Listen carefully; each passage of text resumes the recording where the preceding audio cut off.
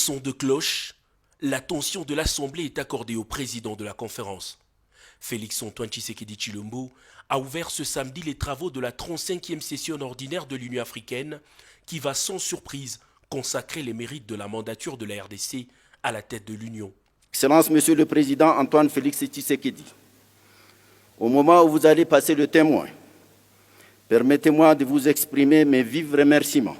Je salue l'excellente expérience de travail convivial, fructueux et intense que nous avions eue avec vous et sous votre leadership. Sur cette note satisfaisante, au vu de la situation difficile et des efforts consentis pendant un an, le président Félix-Antoine Tshisekedi va transmettre les attributs du pouvoir au président Macky Sall du Sénégal, qui va diriger l'organisation jusqu'en 2023. La présidence de l'Union africaine était bien plus qu'une simple mandature pour la RDC qui en a fait tout un projet avec un objectif, celui de promouvoir l'identité culturelle africaine. Dans son discours bilan, le président sortant de l'Union africaine a, après avoir peint les acquis de sa mandature, proposé à l'organisation de décréter une décennie consacrée à la culture africaine, question de marquer un peu plus l'identité culturelle africaine. Cette année, grande année culturelle, a été aussi marquée par des initiatives fortes telles que la traduction de l'hymne de l'Union africaine en lingala, la production d'une chanson panafricaine ou encore la création du Festival panafricain de Kinshasa et l'organisation d'un colloque sur la reconstitution des biens culturels. Je voudrais en particulier souligner l'innovation de la célébration de la journée culturelle africaine et afro-descendante et de la création du Grand Prix panafricain de littérature.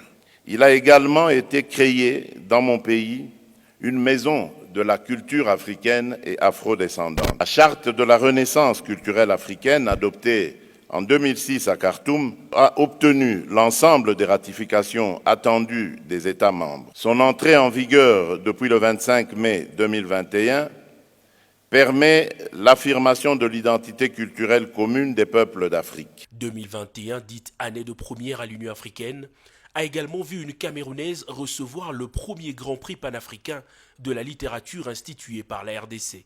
Grâce à son superbe roman Les Aquatiques, Oswald Lewatt entre dans l'histoire du continent.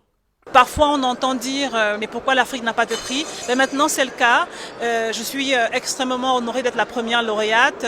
Je ne m'y attendais pas, notamment parce que c'était un jury exigeant, pointu, des auteurs et autrices que j'estime énormément qui ont jugé ce prix-là et qui l'ont distingué.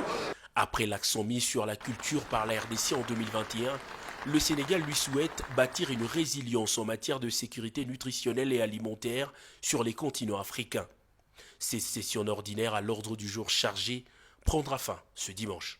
La promotion de l'identité culturelle africaine, c'est désormais l'empreinte de la République démocratique du Congo à l'Union africaine. Le pays de Félix-Antoine Tshisekedi a cédé la présidence de l'organisation au Sénégal, mais reste au bureau comme rapporteur. Il faudra encore plusieurs décennies pour espérer voir la République démocratique du Congo à la tête de cette organisation continentale.